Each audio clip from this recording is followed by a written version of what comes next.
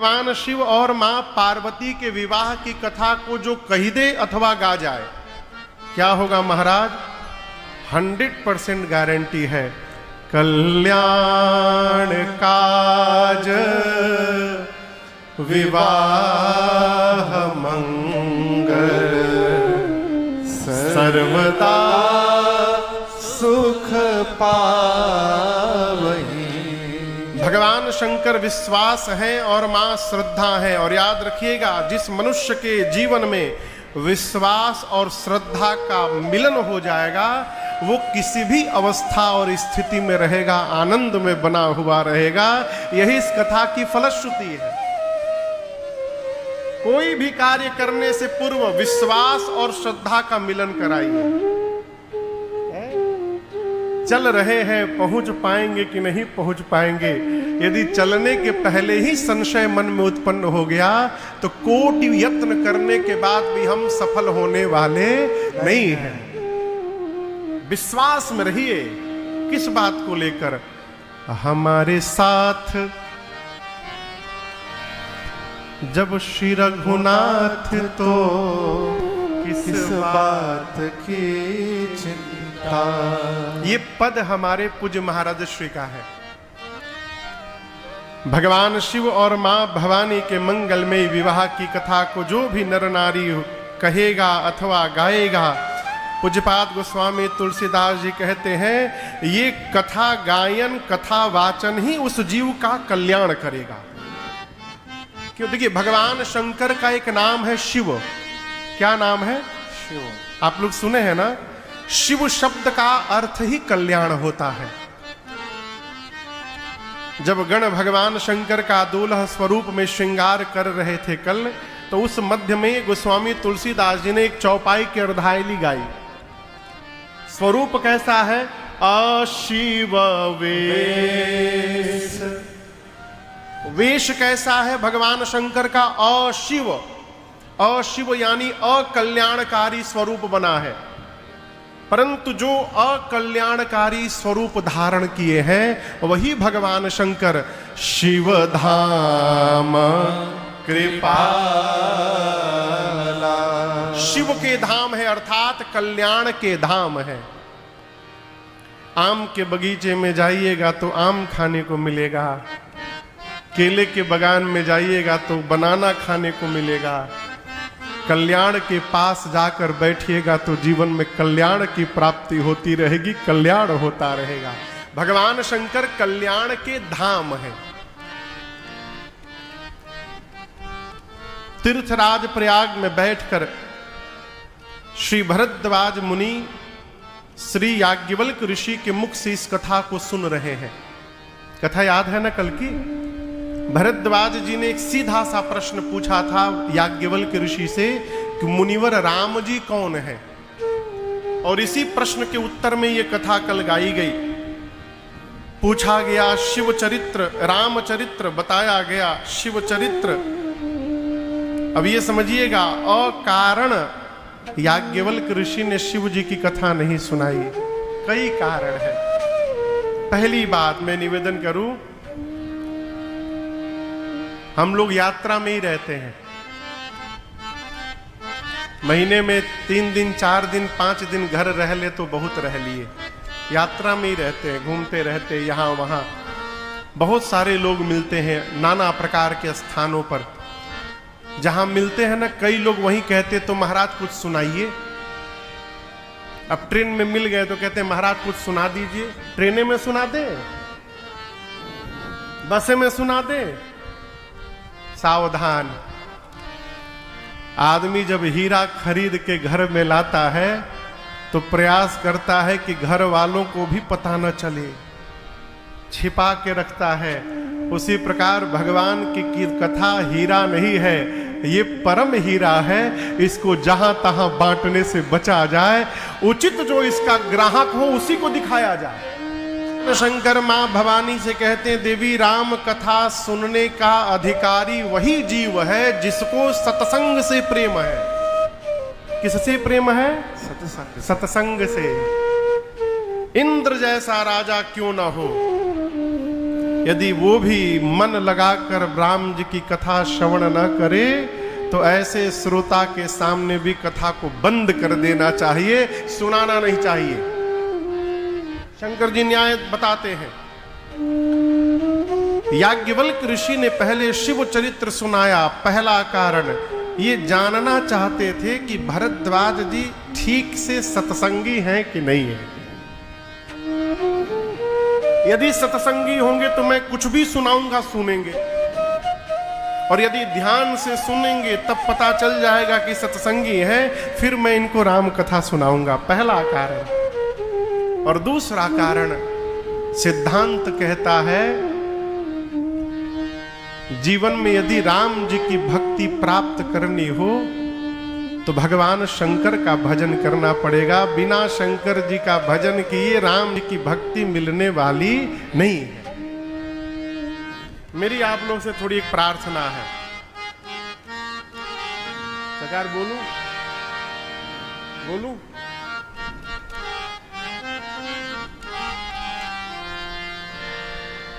हम याद करके नहीं आते कि यहां क्या बोलना है। यहां बैठने के बाद भगवत कृपा से जो प्रेरणा होती है मैं बोलता हूं। मैं यहां भाव से सुनाने के लिए आया हूं। मेरी आप लोग से प्रार्थना है, ये सामने से थोड़ा उठक बैठक बंद करिए। यदि उठना है तो पीछे जाके बैठिए। सामने जो बैठा है जितनी देर बैठिए, आप ध्यान से बैठिए। जाना है उठ के चले जाइए। उठ के गए, फिर आके बैठे, गए आके बैठे, ऐसे हमको उलझन होती है। हम ऐसे कथा नहीं गा पाएंगे। मेरी प्रार्थना आप लोग से, वहां से कोई आवे ना भीतर भैया, बैठने के लिए आवे। बैठ जाइए, अभी बैठ जाइए, अभी बैठ जाओ, बैठ जाओ, हाँ बैठ जाओ।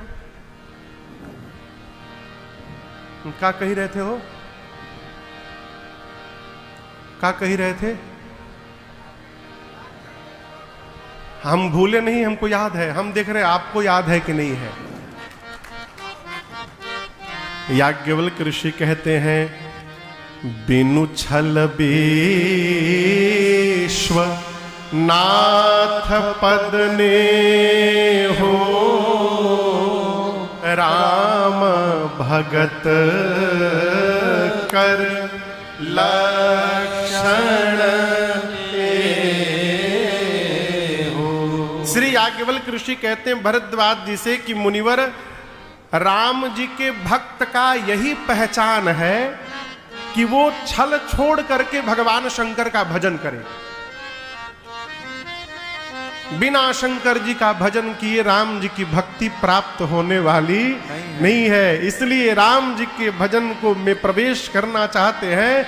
हनुमान जी महाराज बने हैं शंकर जी, इसलिए कहते हैं राम दुआरे तुम रखवारे, अहोत न आज्ञा बिनु पैसारे। याज्ञवल्क्य जी कहते हैं, प्रथम ही मैं कही शिव चरित, बूझा मरम तुम्हार, सुचि सेवक तुम राम के, रहित समस्त विकार। याज्ञवल्क्य ऋषि कहते हैं, प्रथमतः शिव चरित्र सुनाकर भरद्वाज जी मैंने आपके मर्म को जानने का प्रयास किया। और क्या जाना? आप राम जी के पवित्र भक्त हैं। अब मैं आपको राम जी की कथा अवश्य श्रवण कराऊंगा। और कथा को लेकर याज्ञवल्क्य ऋषि अब तीर्थराज प्रयाग से कैलाश पहुंचे। कल गोस्वामी तुलसीदास जी, दर्शन करिए, कथा को काशी से लेकर कहां पहुंचे थे? कहिए, जोर से कहिए। तीर्थराज प्रयाग पहुंचे थे। आज प्रयाग से याज्ञवल्क्य ऋषि कथा को लेकर तीसरे घाट पर पहुंचे हैं। कहां? कैलाश पर्वत। कैलाश पर्वत का दिव्य शिखर है, जहां पर भगवान शंकर और मेरी मां पार्वती मैया का सदैव वास है। कहते हैं उस कैलाश पर्वत पर एक विशाल बट का वृक्ष है। बट कहे तो बरगद।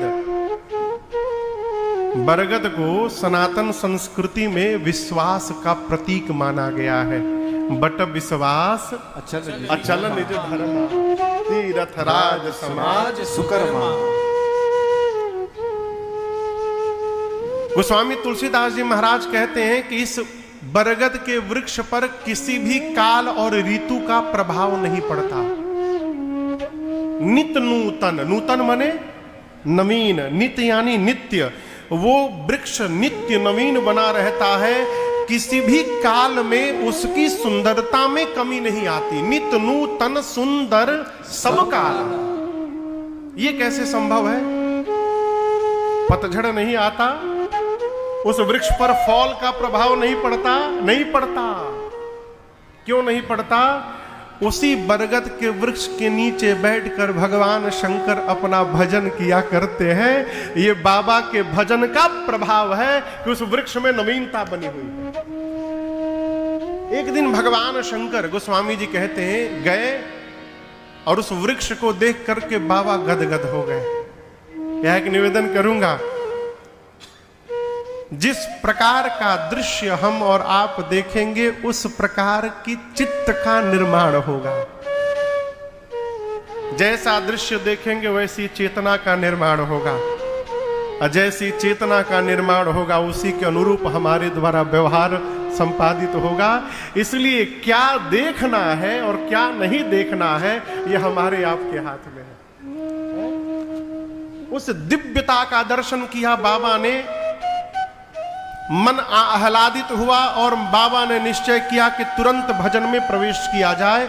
गए, अपने हाथ से अपना बाघंबर लाकर बिछाए और बिछा करके बैठ गए। कैसे बैठे ये दर्शन करिए। गोस्वामी तुलसीदास जी कहते हैं, बैठे सहज ही शंभु कृपाला, बैठे सहज। कैसे बैठे? सहज होकर बैठे। सहज, सहज का अर्थ समझते हैं? सहज का अर्थ है जो जीवन में जितना नाटक से दूर है वो उतना सहज है। जो जीवन में जितना बनावट से दूर है वो उतना सहज है। सहज का अर्थ है हम जैसे हैं उसको स्वीकार कर लेना, ये सहज अवस्था है। बनावट करने के बाद दिमाग हमेशा टेंशन में बना रहेगा, अरे कहीं मेरी पोल खुल न जाए। जैसे कोई नकली दाढ़ी उड़ी जटा वटा लगा कर आ जाए कथा में, राम जन्म महोत्सव चल रहा है सरकार, सब लोग झूम रहे हैं, वो डर के मारे नहीं उठेगा। क्यों उठ के यदि मैं झूमूंगा कहीं दाढ़ी ओढ़ी सब बाल वाल निकल जाए तो भगवान मालिक का होगा। बनावट से जितना दूर रहेंगे जीवन में उतना आनंद बना रहेगा। बाबा पर्वत पर भी रहने के बाद आनंद में इसलिए रहते हैं कि भगवान शंकर बनावट से कोसों दूर रहते हैं, सहज रहते हैं, इसलिए आनंद में बने रहते हैं। सहजा अवस्था को जीवन में उतारने का प्रयास करिए। सहज वृत्ति हो जाना ये जीवन की उत्तम अवस्था है। उत्तमा सहजा वृत्ति, मध्यमा ध्यान धारणा, कहते हैं सहज हो जाना उत्तम वृत्ति है। बाबा सहज होकर बैठे। हम लोग एक पद गाते हैं, भगवान शंकर बैठे हैं, यहां गोस्वामी तुलसीदास जी स्वरूप का वर्णन करते हैं। जटा मुकुट सुरसरित सिर, लोचन नलिन विशाल, नीलकंठ लावण्य निधि, सोह बाल विधुभा। भगवान शंकर का स्वरूप कैसा है? कथा सुनाने के लिए बैठे हैं। ये कथावाचक का स्वरूप है। सिर पर जटाओं का मुकुट है, उन मुकुट के ऊपर देव नदी मां गंगा विराजमान है। गले में हलाहल विष है, कमल के पंखुड़ियों के समान नेत्र है, ललाट पर दूज के चंद्रमा सुशोभित है। भगवान कृपा करने के लिए सहज होकर बैठे हैं। ये कहते हैं कि भगवान शंकर बैठे हैं बरगद के वृक्ष के नीचे, तो ऐसा लग रहा है मानो शांत रस ने ही अवतार धारण कर लिया। एक मेरी प्रार्थना है आपसे, बोलूं, जीवन में शांत रहने का स्वभाव बनाइए, शरीर से नहीं मन से। शरीर तो शांत ही बैठा रहता है, मनवा भागत है, वो मनवा भागत है। कथा में बैठे बैठे मन पूरा भिलवाड़ा की परिक्रमा लगा लेता है एक बार में। मन को शांत करिए, क्यों? अशांत मन से श्रेष्ठतम व्यवहार होना असंभव है। जिसका मन अशांत है वो जीवन में कभी श्रेष्ठ व्यवहार नहीं कर सकता कोई। मन कैसे शांत होगा? भगवान के नाम का स्मरण करिए, यहां दर्शन करिए। शंकर जी शांत क्यों दिख रहे हैं? क्योंकि राम जी का स्मरण करते हैं। राम जी का स्वरूप कैसा है? कहते हैं जिस व्यक्ति का हम चिंतन करते हैं, चिंतन करते करते उस व्यक्ति का भाव गुण हमारे व्यवहार में दिखाई देने लगता है। राम जी का स्वरूप कैसा है? आप लोग सुंदरकांड पढ़ते हैं? कितने लोग सुंदरकांड पढ़ते हैं? तो पूरा भिलवाड़े पढ़ रहा है वो। अच्छी बात, बहुत अच्छी बात। सुंदरकांड के पहला श्लोक, उसका पहला शब्द क्या है? जोर से कहिए, शांतम शाश्वतम प्रमेय अनघम निर्वाण शांति प्रदम। ये राम जी के स्वरूप का वर्णन हुआ है। गोस्वामी जी कहते हैं राम जी कौन है? शांतम, शांत स्वरूप है रघुनाथ जी। शांतम है, शाश्वत है, अप्रमेय है, उनकी कोई तुलना नहीं है। गोस्वामी जी तुलना करने गए तो बोले राम जी की तुलना कैसे करूं, किससे करूं? अंत में कहना पड़ा निरूपम न उपमा आन राम समान राम निगम कहे। क्या बोले? निरूपम, न उपमा आन, कोई दूसरी उपमा नहीं है। राम जी जैसा कौन है? तो स्वयं राम जी है। गोस्वामी तुलसीदास जी कहते हैं जुगनू देखें आप, जुगनू, जुगनू क्या करता है? टिमटिमाता है, अपनी ओर भगजोनरी कहते हैं उसको। बिहार में भगजोनरी कहते हैं। जुगनू प्रकाश देता है ना, टिमटिमाता है। गोस्वामी जी कहते एक जुगनू नहीं, 100 करोड़ जुगनू। कितने जुगनू? 100 करोड़ जुगनू एक साथ एकत्रित होकर और प्रकाश देने लगे। तो क्या आप कह सकते हैं कि 100 करोड़ जुगनू का प्रकाश मिलकर सूर्य के प्रकाश की बराबरी कर रहा है? कह सकते हैं क्या? कहिए जोर से। नहीं कह सकते। जिस प्रकार 100 करोड़ जुगनू मिलकर सूर्य की बराबरी नहीं कर सकते, उसी प्रकार त्रैलोक्य का सौंदर्य मिलकर मेरे रघुनाथ जी की बराबरी नहीं कर सकता। ये भगवान का स्वरूप है। जिमिकोटि शत खद्योत सम रवि कहत अति लघुता नहीं, लघुता नहीं अति लघुता। तो भगवान क्या है? शांतम है, शाश्वतम है, अप्रमेय, अनघम, पाप रहित है, निर्वाण और शांति प्रदम। भगवान निर्वाण प्रदान करते हैं और शांति प्रदान करते हैं। तो जो राम जी शांत स्वरूप है और शांति देने वाले हैं, उन राम जी का दिन रात नाम जपने के कारण भगवान शंकर भी शांतम बन गए हैं, शांत स्वरूप बन गए हैं। इसलिए कहते हैं कि धरे शरीर शांत रस जैसे। बाबा परम शांत होकर के बैठे। शांत होने का एक और उपाय आपको बता रहा हूं।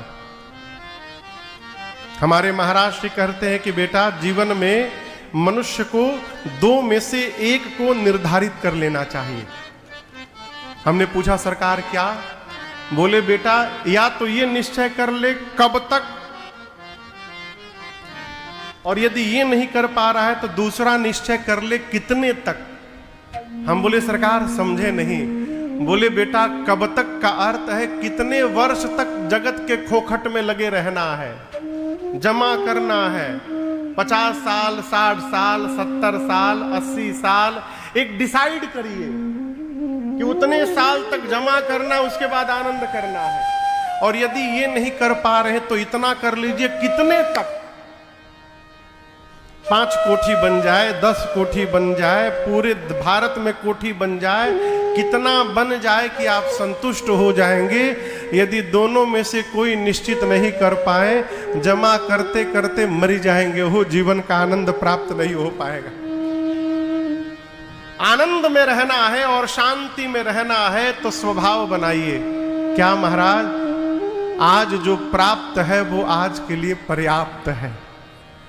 जब तक ये स्वीकार नहीं करिएगा जीवन में शांति मिलने वाली। आपको बताऊं, पैदल चलने वाला साइकिल के लिए परेशान है, साइकिल वाला मोटरसाइकिल के लिए परेशान है, मोटरसाइकिल वाला 4 चक्का भले नैनो क्यों ना हो जाए उसके लिए परेशान है, नैनो कार वाला फॉर्च्यूनर के लिए परेशान है, फॉर्च्यूनर वाला BMW के लिए परेशान है, जिसके पास BMW है वो हेलीकॉप्टर के लिए परेशान है।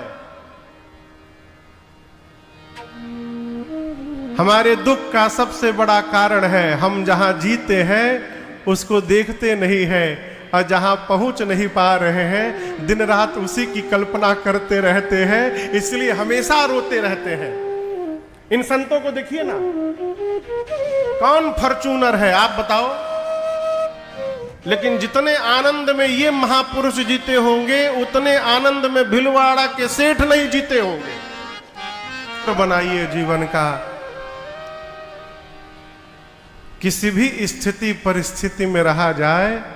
अगर किसी ने पूछा और कहिए भाई साहब कैसे हैं, एक ही बात कहिए, बरस रही है ऊपर वाले की कृपा। आनंद हो कि वर्षा हो रही है, चकाचक आनंद है हो। सूत्र बनाइए। भगवान शंकर बट वृक्ष के नीचे बैठे हैं। मेरी मां भवानी ने देखा बाबा को परम आनंद शांत स्वरूप में। पार्वती मैया दौड़ कर गई बाबा के पास। देखिए, आपसे निवेदन करूं, छोटा बच्चा चाहे अर्धांगिनी, इन दोनों को यदि अपनी कोई बात कहनी हो तो बच्चा पिता का और पत्नी पति का पहले मुख देखती है। आज का देखती है कि नहीं देखती भगवान जाने, पहले की बात मैं बता रहा। यदि मुख प्रसन्न है तब वो अपने मन की बात कहती हैं। बाबा को परम आनंद स्वरूप में देखकर मां पार्वती दौड़ कर गई। भगवान शंकर ने आदर किया। कल याद होगा आपको, सती मैया को शंकर जी ने सामने बिठाया था, लेकिन आज पुनः मां भवानी को बाबा ने अपने वाम भाग में स्थान प्रदान किया है। वामांग में विराजमान होते मां भवानी गदगद हो गई। पार्वती मैया ने कहा, प्रभु आप मेरे नाथ हैं, आप पूरे विश्व के नाथ हैं। चलने वाले जीव जंतु मनुष्य, न चलने वाले पेड़ पौधे झाड़, चर अचर नर, पाताल में रहने वाले नाग और देवलोक में रहने वाले देवता, ये सब आपकी सेवा में लगे रहते हैं। प्रभु आप समर्थवान हैं, समस्त कलाओं के धाम हैं, आप विज्ञान से परिपूर्ण हैं। आपकी शरण में आने वालों के लिए प्रभु आपका नाम ही कल्प वृक्ष बन करके खड़ा रहता है। हे प्रभु, आपसे मेरी एक प्रार्थना है, यदि आप सत्य में पार्वती को अपने चरणों की दासी मानते हैं तो आज मेरे पर कृपा करिए। आज आप मेरी अज्ञान का हरण कर लीजिए प्रभु। शंकर भगवान बोले आपको अज्ञान है, भ्रम है। पार्वती जी बोली इस जन्म का नहीं है प्रभु, ये पिछले जन्म वाला है, कैरी फॉरवर्ड हो गया है। पिछले जन्म का भ्रम इस जन्म में भी आया है साथ में। प्रभु जिस प्रकार कल्प वृक्ष के नीचे रहने वाला जीवन में कभी दरिद्र नहीं रह सकता, उसी प्रकार मुझे पूर्ण विश्वास है आपकी छत्र छाया में रहने के बाद मेरे जीवन में भ्रम नहीं रह सकता, ये भ्रम समाप्त होगा ही होगा। इसको कृपा करके हरण करिए। शंकर जी पूछे आपका भ्रम मैं कैसे हरण करूं? मैया ने कहा आप ही कर सकते हैं। कैसे? कही रघुनाथ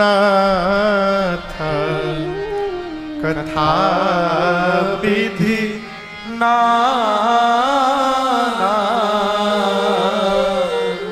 कही रघुनाथ कथा विधि नाना। आप नाना प्रकार से रघुनाथ जी की कथा सुनाएंगे, ये कथा ही मेरे भ्रम को समाप्त कर देगा। शंकर जी ने पूछा ठीक है बताइए आपका भ्रम क्या है। अब यहां दर्शन करिए। संत महापुरुष कहते हैं कि भगवान को प्राप्त करने के 4 उपाय हैं। कितने उपाय हैं? 4। पता है क्या क्या है? नाम, रूप, लीला और धाम। इन चारों में से यदि किसी एक के भी आश्रित हम हो गए तो हमको भगवत प्राप्ति संभव है। नाम, रूप, लीला और धाम। मां पार्वती को चारों में संशय है। सबसे पहले पूछती प्रभु जे मुनि परमारथ बादी, कहाँ ही राम कहूं ब्रह्म अनादि। हे प्रभु, ये जो मुनि महात्मा लोग परमार्थ तत्ववेत्ता हैं, ये कहते हैं कि राम जी ब्रह्म हैं, अनादि हैं। ये राम जी के रूप को लेकर संशय हुआ। जो अरूप है उसका रूप कैसे हो गया?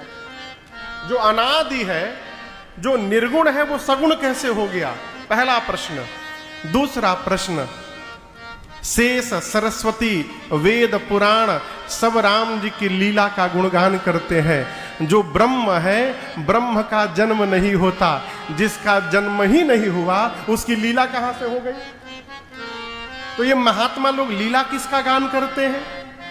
तीसरा, जब से विवाह करके आई हूं आपको मैंने एक ही कार्य करते देखा है। आप दिन रात हाथ में माला लेकर तुम पुनि राम राम दिन राति, सादर जपहु अनंग आरती। प्रभु, यदि राम जी ब्रह्म है तो ब्रह्म का तो जन्म ही नहीं होता, और जिसका जन्म नहीं होगा उसका नाम कैसे होगा? और जब उनका नाम ही नहीं है तो आप राम राम क्यों जपते हैं दिन रात? ये नाम में संशय। अब क्या बचा? धाम। चौथा संशय धाम को लेकर। पार्वती जी बोली प्रभु, राम सो अवध नृपति सुत सोई, की अज अगुण अलख गति को। क्या राम जी अयोध्या वाले महाराज श्री चक्रवर्ती दशरथ जी महाराज के आंगन में खेलने वाले राम जी हैं कि कोई दूसरे अजन्मा अलौकिक परम तत्व है? मैं क्यों पूछ रही हूं प्रभु? ब्रह्म का जन्म नहीं होता। यदि राम जी ब्रह्म है तो भला ब्रह्म एक राजा का बेटा कैसे बन गया? और राम जी के राजा के बेटे हैं तो एक जन्म लेने वाले राजकुमार को आप सभी लोग ब्रह्म बता रहे हैं, ऐसा कैसे संभव है? पिछले जन्म में मैंने राम जी की लीला प्रभाव का दर्शन किया, भय के कारण आपको बताया नहीं था प्रभु, उसका फल भली भांत मुझे प्राप्त हुआ। लेकिन याद रखिएगा नाथ, पिछले जन्म में मैं सती थी तो आपसे विवाद कर रही थी। लेकिन आज आपकी पार्वती विवाद करने के लिए नहीं बैठी है, आज मैं आपके साथ संवाद करने के लिए बैठी हूँ। प्रभु, मैं राम जी की कथा सुनना चाहती हूँ, मुझे भगवान की कथा सुननी है। और मां ने भगवान शंकर से प्रश्न किए। यहां पर भगवान के राम जी ने 5 चरित्र किए हैं रामावतार में। 5 प्रकार की लीलाएं भगवान ने रामावतार में की है। 5 लीलाएं। कौन कौन सी 5 लीलाएं हैं? बाल लीला, दूसरा विवाह लीला, पहला निराकार साकार कैसे हो गए, दूसरा राम जी के जन्म की कथा सुनाइए, तीसरा बाल लीला सुनाइए, चौथा सीताराम विवाह सुनाइए, पांचवा राजा बनते बनते क्यों वन में चले गए, किस दोष के कारण, उसको सुनाइए, छठा वन में भगवान ने कौन सी लीलाएं की उनको सुनाइए, सातवां रावण का अंत भगवान ने कैसे किया वो सुनाइए, और 8वां चरित्र पूछा राजा बनने के बाद भगवान ने अयोध्या में कौन कौन सी लीलाएं की, प्रभु इसको सुनाइएगा। और भगवान शंकर ने इन 8 का विस्तार किया मानस में। इसके बाद का भी प्रश्न है। मां ने पूछा कि प्रभु अपने प्रजा के साथ किमि गवने निज धाम, अपने प्रजा के साथ भगवान अपने धाम कैसे वापस गए, इसको भी बताइएगा। शंकर जी ने इसको नहीं सुनाया। इतना पूछने के बाद मां पार्वती से रहा नहीं गया। मां कहती प्रभु जो मैंने पूछा वो तो सुनाइएगा ही आप, जो मुझसे पूछने में छूट गया है आप उसको भी सुना दीजिएगा नाथ, कुछ छिपा करके न रखिएगा। और यहां दर्शन करिए, मां के प्रश्नों को सुनते सुनते भगवान शंकर के हृदय में पूरा रामचरित्र अवतरित हो गया। हर ही राम चरित सब आए, प्रेम पुलक लोचन जल छाए।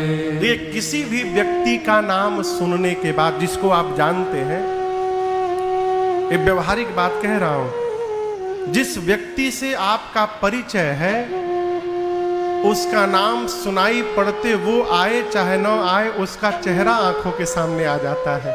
आता है ना? यदि आप परिचित हैं तो नाम कान में जैसे सुनाई पड़ेगा उसका चेहरा सामने आ जाएगा सन्मुख।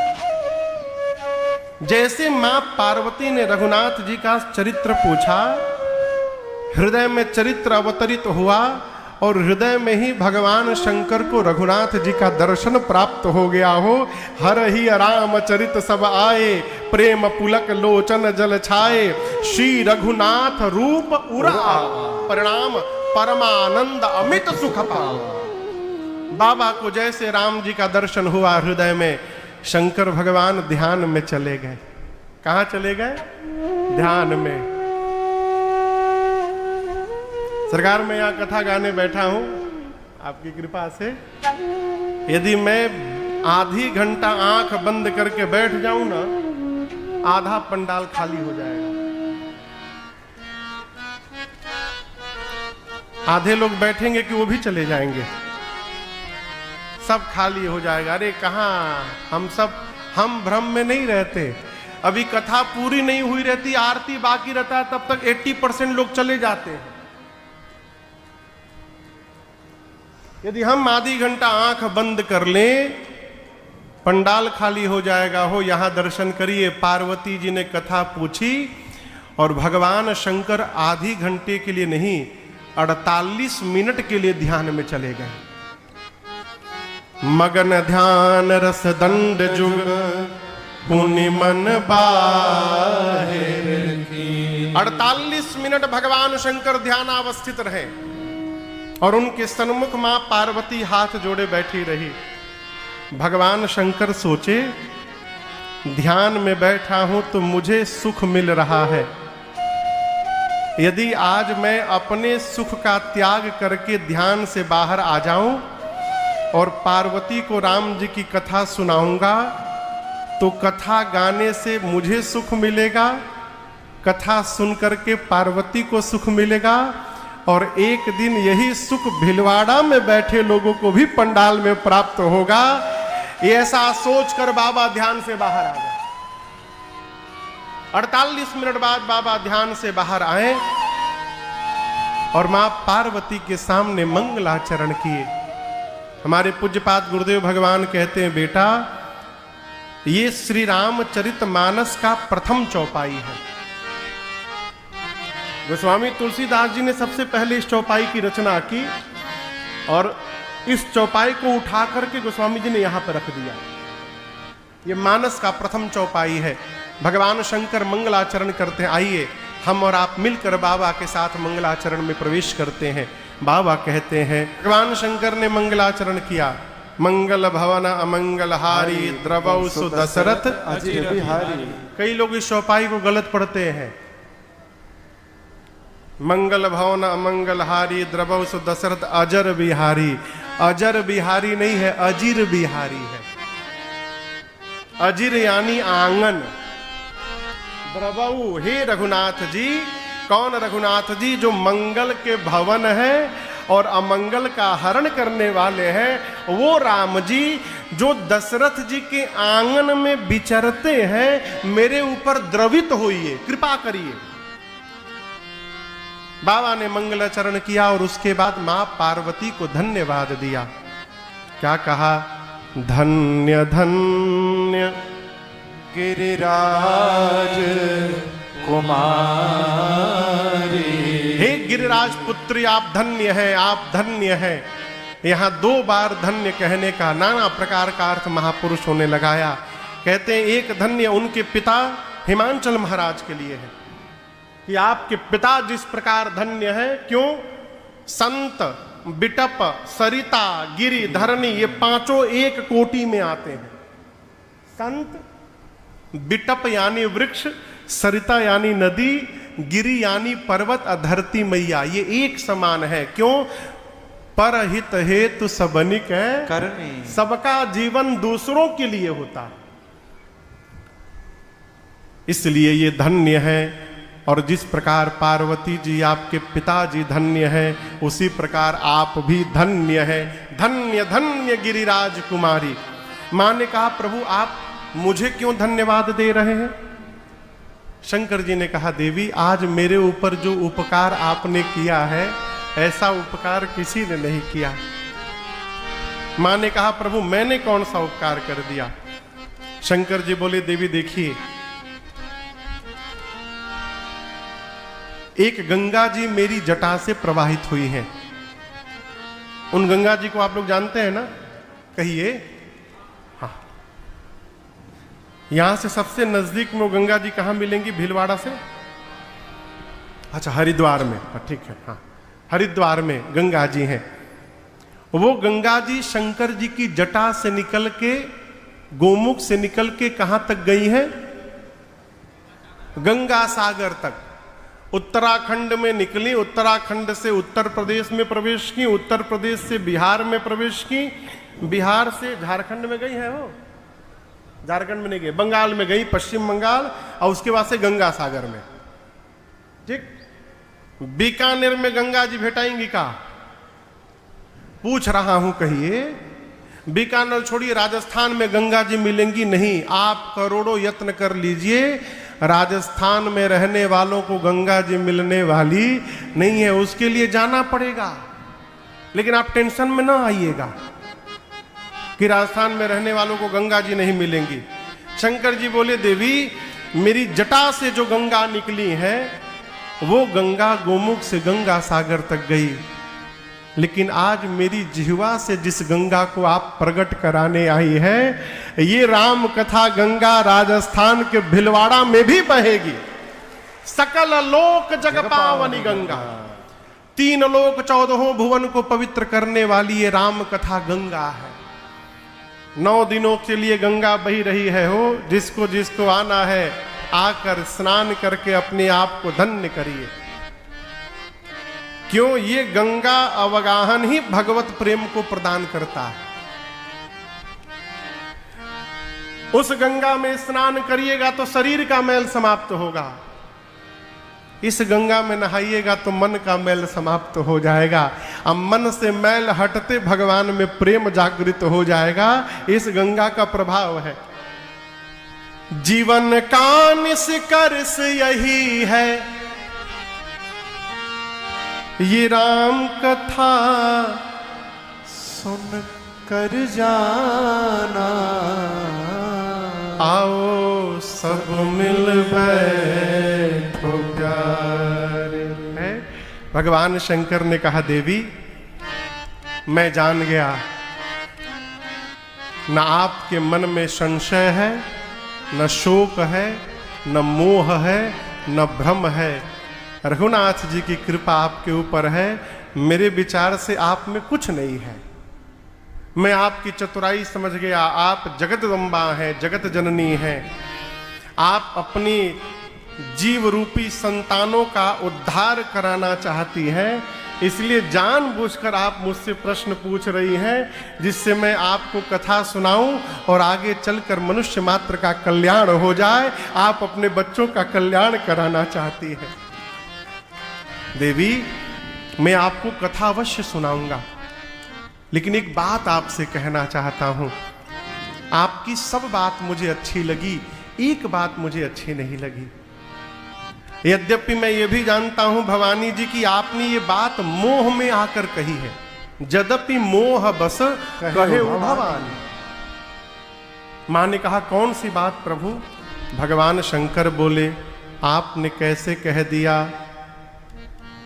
कि राम जी कोई और है? आपको पता है ये बात कौन कहता है? कहीं सुनहि अस अधम नर, ग्रसेज मोह पिशाच, पाखंडी हरिपद विमुख, जे जानहि झूठ न साच। भगवान शंकर बोले, देवी जो पाखंडी होगा, जिसके मन को मोह और पिशाच पकड़ लिया होगा, जो धर्म से विमुख होगा, जिसको न सत्य का पता हो न असत्य का पता हो, वो मनुष्य ऐसा कह सकता है कि राम जी कोई और है। आपने कैसे कह दिया? जीवन में 4 लोगों के द्वारा कही हुई बात पर बुद्धिमान व्यक्ति को ध्यान कदापि नहीं देना चाहिए। पहला बातुल। बातुल समझते हैं? इसके कई अर्थ हैं। एक अर्थ में आपको सुनाऊं। बातुल का मतलब जो हर विषय में पीएचडी करके बैठा है, जिसको बोलने की बीमारी है सरकार। आप कुछ भी कहिए, बोलेगा ही बोलेगा। हम जानते हैं, हम जानते हैं। बातुल ऐसा आदमी धरा जाता है फूफा बनने के चक्कर में। बातुल। दूसरा भूत विवश, जिसको भूत प्रेत पकड़ ले, वो भी अनाप शनाप बकता है। तीसरा मतवारे। मतवारे समझ रहे हैं? मतवारे समझ रहे हैं क्या? जो लेने के बाद टुन्न है। दीदी बैठी हैं। मैं पिछले साल रामनवमी में कैलिफोर्निया की राजधानी सैक्रामेंटो में कथा गा रहा था। तो रात को वहाँ के जो प्रेसिडेंट है मंदिर के, सुरेंद्र ठाकुर जी, रात को हम लोग 10-11 बजे टहल रहे थे मंदिर के परिसर में। तब तक मेन गेट से एक आदमी घुसा मंदिर के अंदर।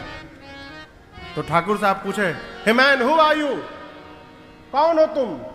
तो लिया हुआ था, वो एकदम पूरा हिलते हुए कही रहा है, I am the president of Republic of China. बोला, मैं चाइना का राष्ट्रपति हूं। ठाकुर साहब डंडा लेके देखे तो राष्ट्रपति जी भाग गए। जो लिया हुआ है उसके द्वारा कही हुई बात पर ध्यान नहीं देना चाहिए। 3 ये हो गए। चौथा बाबा कहते हैं जिन कृत महा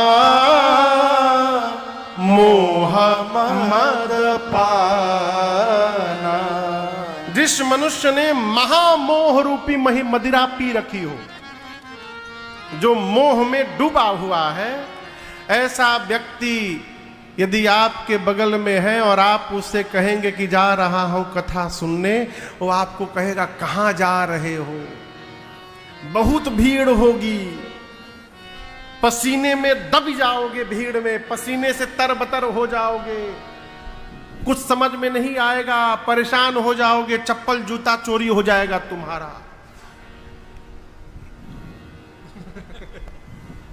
इतना बोल देगा कि आप फंस जाएंगे, जाएं कि न जाएं।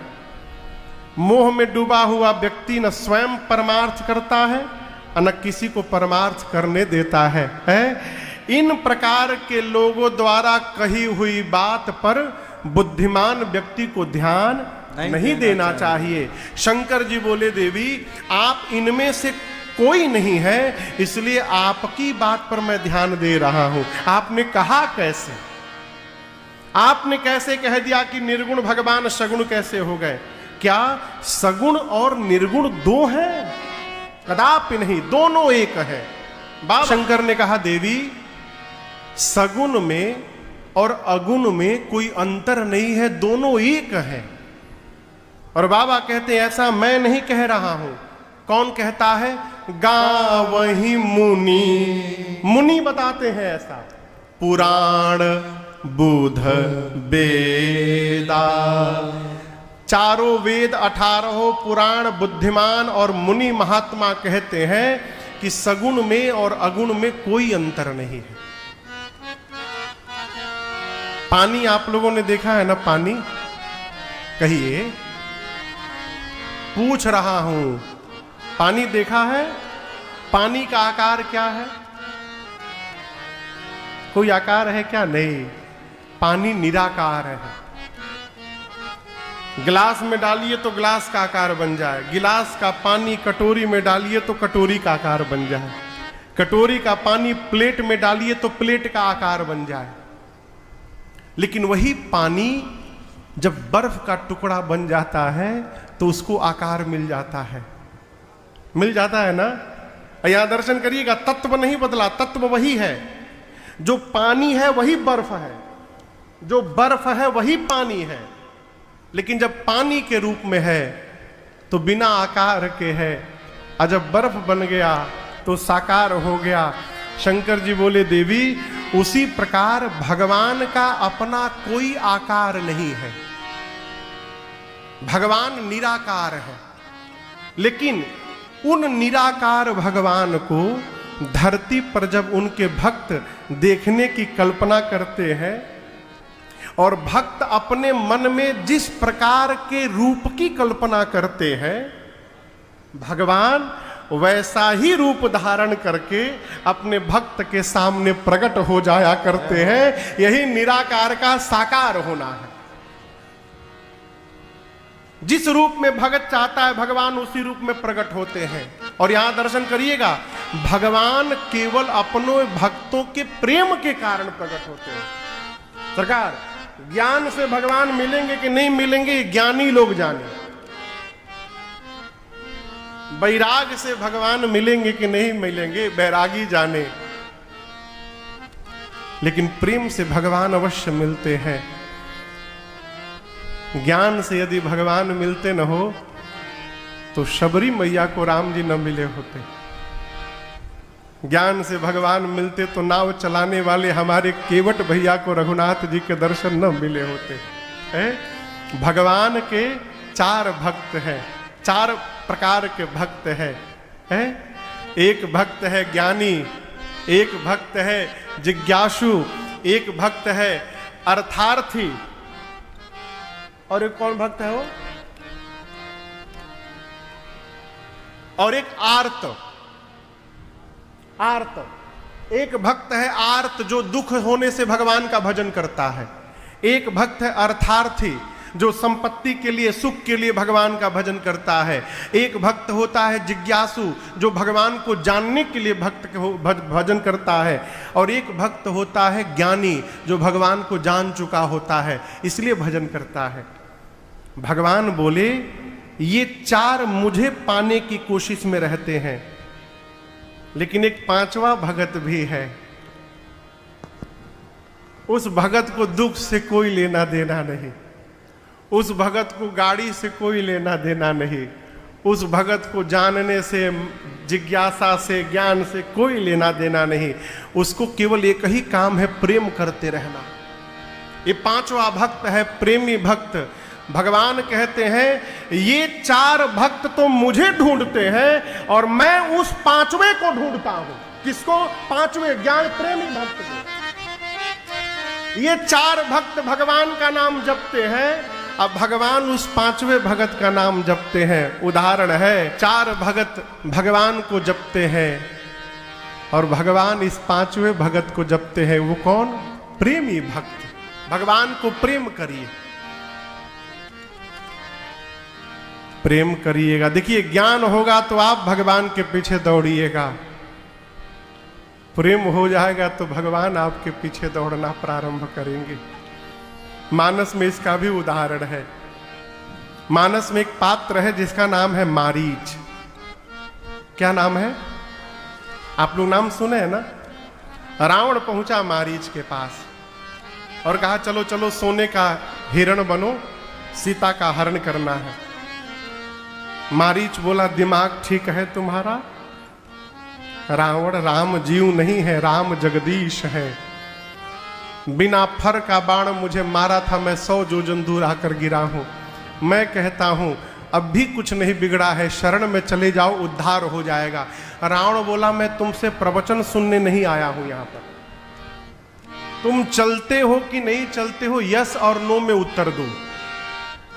मारीच बोला कि यदि मैं हिरण बन के जाऊंगा राम जी के पास तो राम जी मुझे मार देंगे, मार देंगे। रावण बोला तुम नो बोलो, जाओगे तो राम जी मारेंगे, ना बोलो तो मैं अभी मार दूंगा, अभी तुरंत मारूंगा, तुम केवल ना बोलो। अब देखिए मारीच फंस गया। मारीच सोच रहा है कि जाऊंगा तो राम जी मारेंगे, नहीं जाऊंगा तो ये पापी मारेगा। इसका अर्थ है आज मरना निश्चित हो गया है, आज मुझे मरना ही होगा। बहुत विचार करने के बाद मारीच ने निर्णय किया यदि मरना ही है मारीच तो इस पापी के हाथों क्यों मरा जाए, चलकर भगवान के हाथों मरा जाए, कम से कम उद्धार तो होगा जीवन का। और ऐसा विचार करके मारीच चल पड़े। आप कल्पना करिए, जो जीव ये जान रहा है कि मैं जा रहा हूं, मर जाऊंगा, लेकिन उसको ग्लानि नहीं है, मारीच आनंद में है। और आपसे कहूं इतनी आनंद की अनुभूति आज तक मारीच को जीवन में कभी नहीं प्राप्त हुई। मारीच सोचते रहे मैं जाऊंगा, है क्या सौभाग्य है। जिन चरणों को देखने के लिए महात्मा जन्म जन्मांतर तपस्या करते हैं और आज बिना कोई तपस्या किए बगैर उन चरणों को मुझे देखने का सौभाग्य प्राप्त होने वाला है, मुझसे अधिक बड़भागी कौन होगा संसार में। मारीच चल रहे हैं, सोच रहे हैं कितना सौभाग्य है, मैं हिरण बनकर आगे आगे दौड़ूंगा, मेरे पीछे राम जी धनुष बाण लेकर दौड़ेंगे। मारीच तुमसे अधिक भाग्यशाली कोई नहीं होगा, पूरा जगत राम के पीछे दौड़ता है और आज राम तुम्हारे पीछे दौड़ने वाले हैं। मम पाछे धर धावत धरे शरासन बाण। मारीच कहते मैं भागूंगा, आगे दौड़ते दौड़ते बीच में पीछे मुड़ मुड़ कर राम जी को देख लिया करूंगा। आज एक बार नहीं, आज कई बार रघुनाथ जी को देखने का सौभाग्य मिलेगा, मेरे से अधिक भाग्यशाली दूसरा कोई नहीं होता। और आपसे निवेदन करूं, राम जी चाहते तो तुरंत बाण मार सकते थे, भागने की भी आवश्यकता नहीं थी। लेकिन मारीच जाते समय जो जो मन में सोचे थे, मैं आगे आगे भागूंगा, मेरे पीछे पीछे रघुनाथ जी दौड़ेंगे। अपने भक्त के मन की कामना को पूर्ण करने के लिए राम जी तुरंत नहीं मारे, बहुत दूर तक मारीच के पीछे भागते रहे। ये क्या है? प्रेम का परिणाम है। प्रेम करिए। कैसे करें महाराज? जैसे अपने को करते हैं वैसे प्रेम करिए। किसी ने कहा अपने गुरु जी से, गुरुदेव हम भक्ति प्रारंभ करना चाहते, क्या करें? गुरु जी ने पूछा इधर आओ, घर में कितने लोग हैं? बोला 4। कितने लोग का भोजन बनता है? 4 का बनता है गुरु जी। कितने लोगों का हैप्पी बर्थडे मनाते हो? बोला 4 का मनाता हूं मैं, अपना, अपनी पत्नी का, अपने बेटे का और अपनी बेटी का। घर में कपड़ा कितने लोगों का लाते हो? बोला 4 लोगों का गुरुजी। गुरुजी कहे आज से तुम भक्ति प्रारंभ करना चाहते हो ना? बोला जी गुरुदेव। गुरुजी ने कहा यदि आज से कोई पूछे घर में कितने लोग रहते हैं तो 4 मत कहना, कहना हम घर में 5 लोग रहते हैं। बोला 5वां कौन है गुरुजी? तुम्हारे घर के भगवान। तुम उनको मूर्ति मान रहे हो, इसलिए भक्ति प्रारंभ नहीं हो पा रही है। जिस दिन तुम उनको अपने परिवार का अंग मान लोगे, उसी क्षण से तुम्हारे जीवन की भक्ति प्रारंभ हो जाएगी। वो मूर्ति नहीं है, वो परिवार के अंग है। आज तक 4 लोगों का वस्त्र लाते थे, अब से 5 लोगों का वस्त्र लाना। आज तक 4 का भोजन घर में बनता था, अब से 5 का भोजन बनाना। ये भक्ति है। जिस दिन अपने जैसा व्यवहार भगवान के साथ प्रारंभ हो जाए, यही प्रेम को जागृत करा देता है। और एक बात कहे, ये बात सबको समझ में नहीं आ सकती। ये बात सबको समझ में नहीं आ सकती। कन्हैया ने उद्धव जी को भेजा। कहां भेजा था सरकार? मथुरा से वृंदावन कि बरसाना? हाँ, वो नंदगांव के पास। वहां गोपियां कृष्ण के वियोग में रोती रहती थी। कन्हैया ने उद्धव जी से कहा कि उद्धव जी कहे कि बताइए प्रभु, ये कौन सा प्रेम है? दिन रात रोते रहते हैं। अरे ब्रह्म का चिंतन करें। भगवान कृष्ण बोले ठीक कह रहे हैं मित्र, जाइए समझा दीजिए। उद्धव जी गए गोपियों को समझाने के लिए। जिस रास्ते से जा रहे थे पगडंडी, उसके बगल में एक चौड़ी धारा जल की बह रही थी। उद्धव जी सोचे जमुना जी तो दूर है, यहां ये धारा कैसी आ गई? किसी से पूछा हो ये छोटी नदी कहां से आ गई? वो उसने कहा ये नदी नहीं है, कृष्ण के वियोग में गोपियां दिन रात रोती रहती हैं, ये उनकी अश्रु धारा प्रवाहित हो रही है यहां से। बोले इतना? उद्धव जी गए, जा करके गोपियों से कहे क्यों रोती हो? यदि इतना ही प्रेम है तो कन्हैया कोई बहुत दूर नहीं है, मथुरा में ही है, जाओ जाकर मिल लो। गोपियां बोली नहीं जाना है। उद्धव जी बोले क्यों नहीं जाना है? गोपियों ने कहा उद्धव जी, जो आनंद कृष्ण के वियोग में रोने से प्राप्त होता है, वो आनंद तो कृष्ण को भी प्राप्त करके नहीं प्राप्त होता है, इसलिए कृष्ण से नहीं मिलना है, उसके वियोग में रहना है। ये प्रेम है। प्रेम सर्वकाल एक रस में रहता है। गोपियों ने कहा उद्धव जी आपके बस की बात नहीं है ये। महापुरुष इस पर एक पद गाते हैं, शिव सूत्र कहता है, भगवान शंकर कह रहे हैं कि राम जी केवल और केवल अपने भक्तों के प्रेम के कारण प्रकट होते हैं। भगत प्रेम बस सगुन सो होई। हमारे सन्मुख यदि भगवान नहीं आ रहे हैं तो इसका केवल और केवल एक अर्थ है, हम भगवान को प्रेम नहीं करते हैं। अच्छा एक प्रश्न पूछूं? कहिए कहिए। आपके बगल में सांवरिया सेठ का मंदिर है, आप में से कितने लोग वहां गए हैं?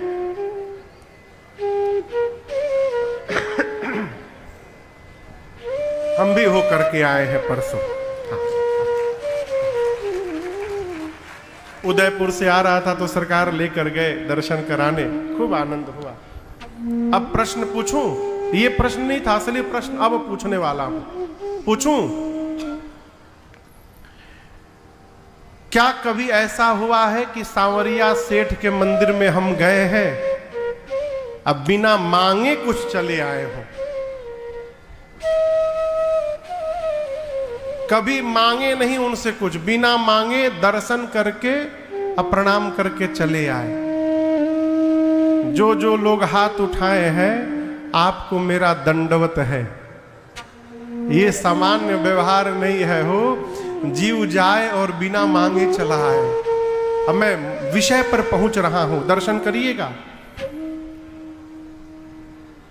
हमको श्रीनाथ जी दर्शन करने जाना है। कितना दूर है सरकार? 100 किलोमीटर। गाड़ी नहीं है मेरे पास। कोई गाड़ी की व्यवस्था कर सकता है आप में से? अच्छा, अच्छी बात। भाड़ा कितना लगेगा हो? भाड़ा नहीं लगेगा? अरे कुछ तेल उल तो लगेगा नहीं? क्यों पूछ रहा हूं? मैं 9 दिन के लिए कथा गाने आया हूं। नहीं, जीवन भर कम से कम 9 दिन तो आप हमको प्रेम करबे करेंगे। है? हम जिसको प्रेम करते हैं ना, उसका हम दमड़ी भी खर्च होने नहीं देते हैं, उस पर न्यौछावर करते रहते हैं। अपने पास नहीं भी रहता है ना, तो दूसरे से मांग करके लेकर उसको देते हैं। यदि हम भगवान को वास्तव में प्रेम करेंगे तो भगवान से मांगेंगे नहीं, भगवान पर न्यौछावर करते जाएंगे। ये प्रेम है। जहां मांग होती है वहां प्रेम समाप्त हो जाता है। इसलिए मांगना बंद करिए। अरे बिना मांगे काका नहीं मिल गया है हो, है?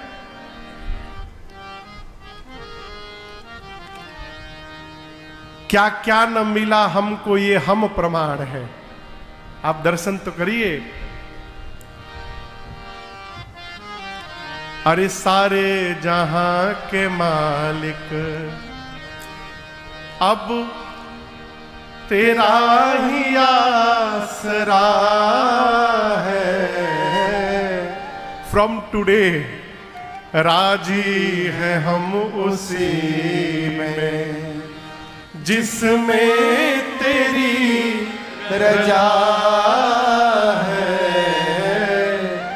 सारे जहां के मांगना बंद करिए।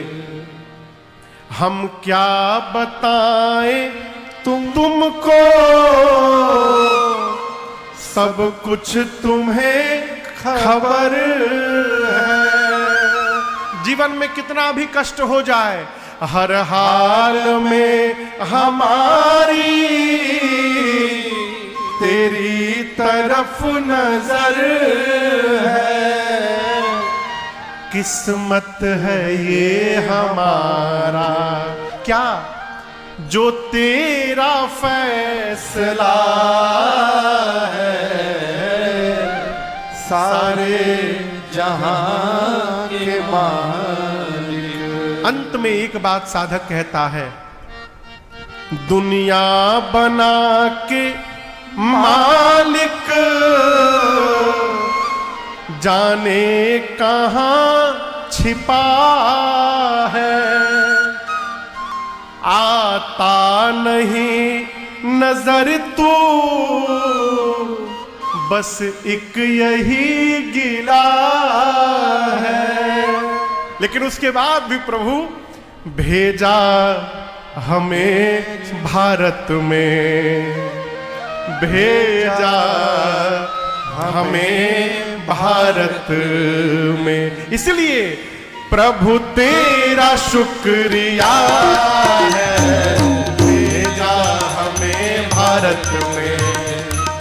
प्रभु तेरा शुक्रिया है, सारे जहां के मालिक तेरा ही आसरा है। सारे जहां के मालिक, सारे जहां के मालिक, सारे जहां के मालिक। भगवान को प्रेम करिए। शंकर भगवान कहते हैं, देवी भगवान राम के स्वरूप के बारे में कोई नहीं जान पाया। बिनु पद चलई सुनई बिनु काना, कर बिनु कर्म करई विधि नाना, आनन रहित सकल रस भोगी, बिनु बाणी बकता जोगी, तन बिनु परस नयन बिनु देखा, ग्रहई घ्राण बिनु बास अशेषा। भगवान बिना पांव के चलते हैं, बिना कान के सुनते हैं, बिना आंख के देखते हैं, बिना नासिका के सुगंध लेते हैं, बिना मुख के सारा रस प्रदान करते हैं, बिना जिह्वा के सबसे बड़े वक्ता हैं, बिना शरीर सबको स्पर्श करते हैं। शंकर जी कहते हैं, मैं नहीं बोल रहा हूं, जे ही इमिगा वही वेद बुध। वेद जिनके बारे में ऐसा बताते हैं, जाहि धरहि मुनि ध्यान, मुनि जिनका ध्यान करते हैं। आपने पूछा, क्या वही राम जी दशरथ जी के आंगन में खेलते हैं? हाँ देवी, सोई दशरथ सुत भगत हित, कौशलपति भगवान। उत्तर प्रदेश में एक शहर है जिसका नाम है काशी। आप में से काशी कोई गया है? बहुत लोग गए हो, अच्छी बात है। काशी की एक महिमा है।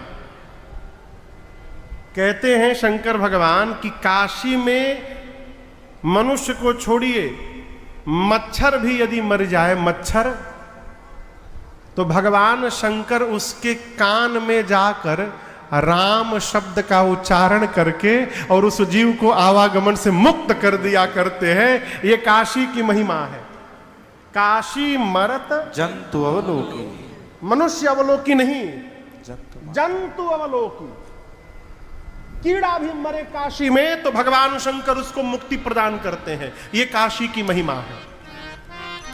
शंकर जी कहते हैं, मैं नहीं करता, ये भगवान के नाम की महिमा है। राम जी का नाम उस जीव को मुक्त करता है। देवी, जो मनुष्य एक बार बिना मन से भी भगवान का नाम ले ले,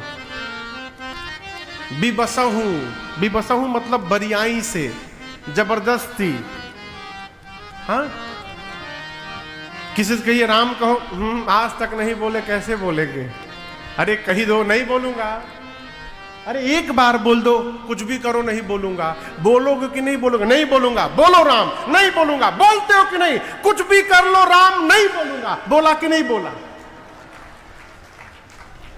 बोला कि नहीं बोला? बोला ना। कुछ भी कर लो राम, नहीं बोलूंगा। शंकर जी बोलते हैं कि इस प्रकार भी यदि कोई एक बार जीवन में राम बोल दे, देवी, उसके अनंत जन्म के पाप उसी समय जरी के भस्म हो जाते हैं।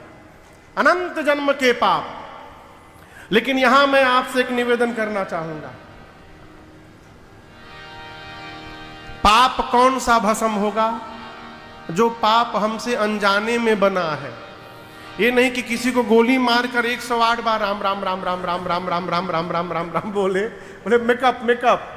एक आदमी मकर संक्रांति को 14 जनवरी को सरकार गंगा जी में डुबकी लगाया और डुबकी लगाकर निकल कर बोला, सारा बैंक बैलेंस जीरो।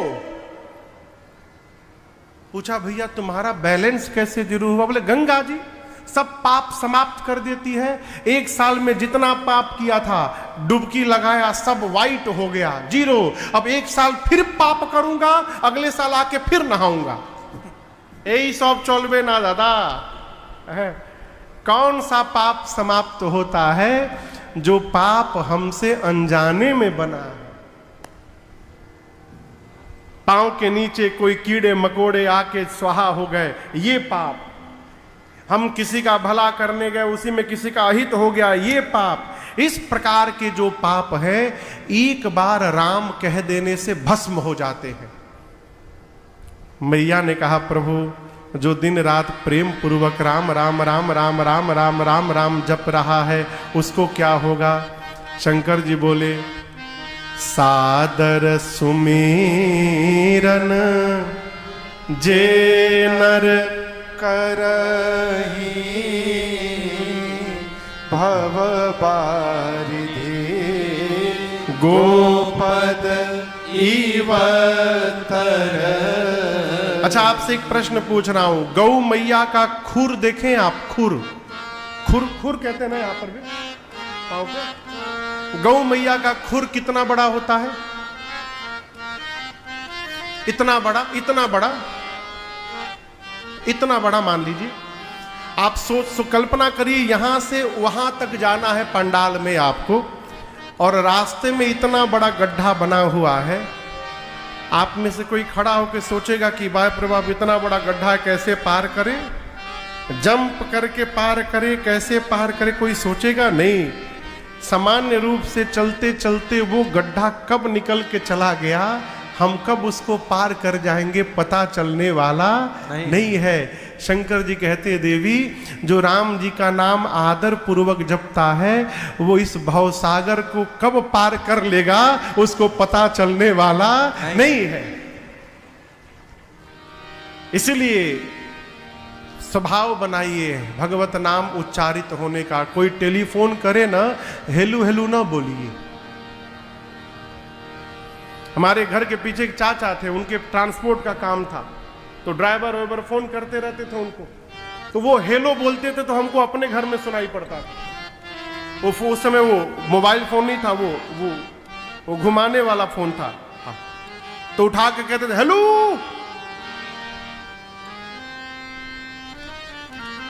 जिसने टेलीफोन का आविष्कार किया, ग्राहम बेल, उसकी प्रेमिका का नाम था हेलो मार्गरेट। उसकी प्रेमिका थी, उसका नाम था हेलो मार्गरेट। उसने टेलीफोन बनाया सरकार, और उसके बाद रिसीवर लेके सबसे पहले अपनी प्रेमिका को बुलाया, हेलो वेयर आर यू। वो तो बुला के चला गया, हम लोग आज तक उसकी प्रेमिका को बुला रहे हैं। अगर इतना भगवान को बुला दिए होते तो भगवान प्रकट हो गए होते, जितना हेलो बोले हैं आज तक। इसलिए ऑफिस में, विद्यालय में, काम पर अलग बात है, लेकिन व्यवहारिक जगत में अपनों के बीच में जब बात करिए ना, तो हेलो टिलो ना बोलिए। राम राम, जय सिया राम, राधे राधे, हरे कृष्णा, हर हर महादेव, जय भवानी। अपने तो बटे हुए ही हैं, हम लोगों ने भगवान को भी बांट दिया। शंकर जी के मंदिर में किस दिन जाना है? जोर से कहिए। सोमवार, बहुत सुंदर। मंगलवार को किसके मंदिर में? हाँ, हनुमान जी। बुधवार को, अच्छा गणेश जी बुधवार को, बहुत सुंदर। बृहस्पतिवार को, बृहस्पतिवार को भगवान विष्णु। शुक्रवार को संतोषी मैया। अच्छा चलिए, मैया, संतोषी मैया का प्रमाण है। मैया, संतोषी मैया, मैया। शनिवार को शनि महाराज और हनुमान जी। और संडे को छुट्टी। संडे को छूटा, भूला भटका जो भी जो बचा बचा। बहुत सुंदर, बहुत सुंदर। हाँ, हनुमान जी के मंदिर में केवल मंगलवार को जाइएगा। क्यों? बुधवार को तो हनुमान जी मिलेंगे ही नहीं। मंगलवार को इतनी भीड़ है, हनुमान जी बेचारे लड्डू खात खात परेशान हो गए। अब बुधवार से बैठे हैं, कोई एक लड्डू लेके आ जाए, कोई नहीं। उनका भगत या तो मंगलवार को नहीं तो शनिवार को जाएगा। यदि आप हनुमान जी के सच्चे भगत हैं, बुधवार को जाइए। क्यों महाराज? हनुमान जी खाली मिलेंगे हो, जी भर के बात होगी, ठीक से बातचीत हो जाएगी। मंगलवार को तो आपको टाइम ही नहीं दे पाएंगे, हनुमान जी बिजी, टाइम नहीं दे पाएंगे। भाई बाप, ये जो मंगलवार सोमवार उसके लिए बनाया गया जो कभी मंदिर नहीं जाता है। कम से कम दिन के बहाने एक दिन तो भगवान के द्वारे पहुंचेगा। भगत के लिए, हनुमान जी के भक्त के लिए नित्य मंगलवार है, शंकर भगवान के भक्त के लिए नित्य सोमवार है। दिन देखकर माता पिता से नहीं मिला जाता, आज सोमवार है, बाबूजी से मिलेंगे, मम्मी से हम फ्राइडे को मिलेंगे। है आपके सरकार, माई बाप से दिन देखकर नहीं मिला जाता है हो। हमारे लिए नित्य माता पिता का दर्शन बताया गया है, इसलिए नित्य भगवान से मिलने का स्वभाव बनाइए। भगवान को न बांटिए। सोमवार को जाएंगे, सोमवार को जाएंगे, कहीं रविवार को ही चले गए तो कहिए क्या भरोसा है इस जिंदगी का, साथ देती नहीं है किसी का, क्या भरोसा है इस जिंदगी का।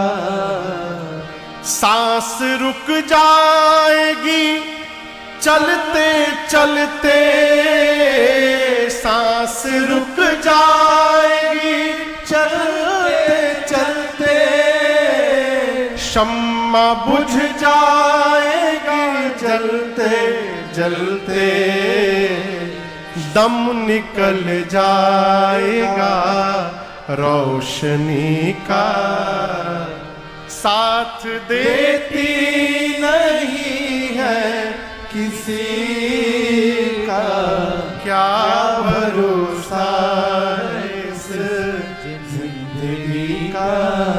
नित्य भगवत नाम जपिए, नित्य भगवान का दर्शन करिए। मां पार्वती भगवान शंकर के चरणों में गिर गई। मां ने कहा, प्रभु आपकी कृपा से सारा भ्रम मोह समाप्त हो गया। एक दूसरा प्रश्न मन में आया है, ये राम जी मनुष्य रूप में क्यों आते हैं?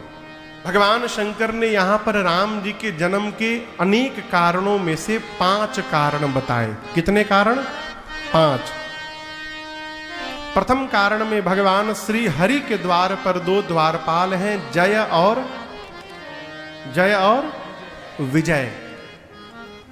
एक बार सनकादिक ऋषिगण चारों भाई भगवान श्री हरि से मिलने गए।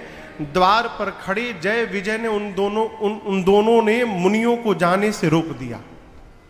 3 बार मुनियों ने कहा था जाने दो जाने दो जाने दो। जब नहीं जाने दिए, मुनियों को आवेश आया, जल लेकर तुरंत श्राप दे दिया, भगवत दर्शन में विघ्न करते हो, जाओ तुम दोनों असुर बन जाओ। भगवान बाहर आए। मुनियों ने कहा, प्रभु हमने 3 बार कहा था जाने के लिए, इन दोनों ने 3 बार मना किया। असुर तो बनेंगे लेकिन 1 बार नहीं 3 बार बनेंगे। जब जब ये असुर बनेंगे प्रभु, तब तब आपको भी शरीर धारण करके इन दोनों को मुक्त करने के लिए धरती पर जाना पड़ेगा। वही जय विजय हिरण्याक्ष हिरण्यकश्यप बने, दूसरे जन्म में रावण कुंभकर्ण बने, और तीसरे जन्म में शिशुपाल और दंत वक्र बने। ये राम जी के जन्म का पहला कारण। दूसरे कारण में तुलसी मैया, पिछले जन्म में इनका नाम था वृंदा। क्या नाम था? ये जो तुलसी मैया है, इनका नाम था वृंदा। परम सती थी, परम सती असुराधिप नारी। असुरों के राजा जलंधर की पत्नी थी मां वृंदा। और यहां दर्शन करिए, असुर कुल में होने के बाद भी भगवान की भक्ता थी, भगवान की परम भक्त थी मां वृंदा।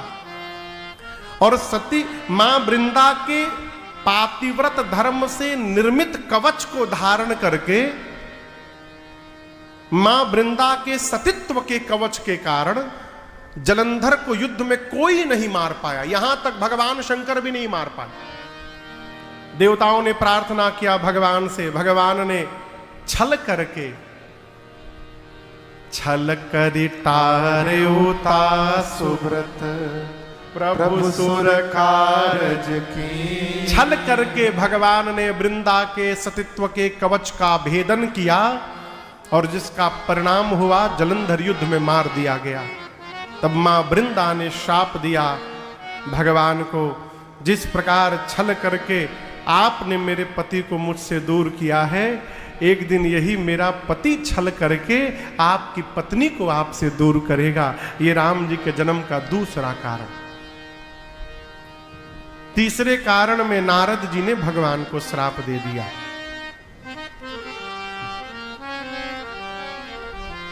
नारद जी एक बार हिमालय के एक आश्रम में गए तो उसके आश्रम की दिव्यता देखकर उनका मन ध्यान में लग गया।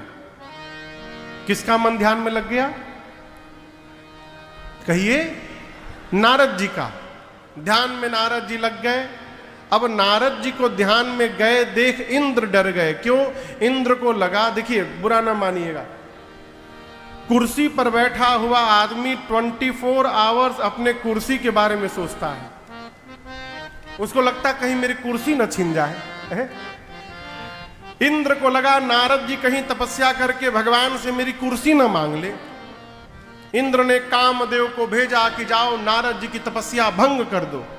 कामदेव आया, पूरा प्रभाव फैलाया, लेकिन काम कला कछु मुनि न व्यापे, निज भय डर मनोभव पापी।